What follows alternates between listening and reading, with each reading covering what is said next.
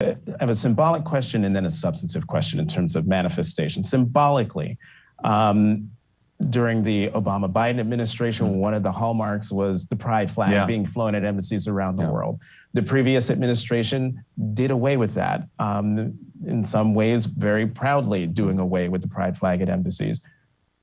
I saw, I believe, somewhere on social media, the pride flag flying at an embassy around the world. Is that a stated policy at the Blinken State Department that if you are an ambassador anywhere at an American embassy around the world, you want to fly the pride flag, fly the pride flag? The answer is yes.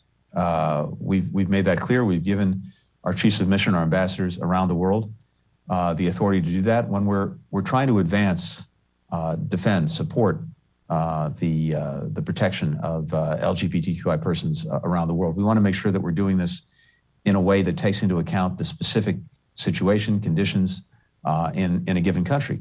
But in every single country where we're represented, our chiefs of mission, our ambassadors, our chargés, whoever's in charge, have the authority to fly the pride flag on an external facing pole at the embassy.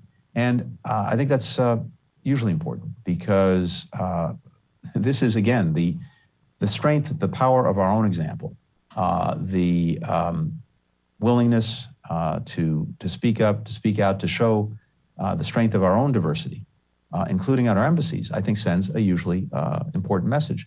One thing that I can actually announce today for the first time is that we'll be flying the progress flag, a symbol that encompasses the diversity and intersectionality of LGBTQI persons and communities around the world at the State Department later this month. We'll fly the flag from June 26th to the 28th.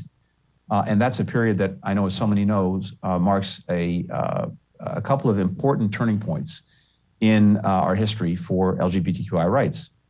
June 26th, the anniversary of the historic Supreme Court decision in 2015 in Obergefell versus Hodges, which ruled that the fundamental right to marry is guaranteed to same-sex couples and is the law of the land. June 28th, I think everyone knows, marks the anniversary of the start of the Stonewall riots, which in many ways, back in 1969, was the genesis of the global LGBTQI rights movement. So I think this is going to be a significant couple of days, and we will see the progress flag flying at the State Department. I'm going to just rip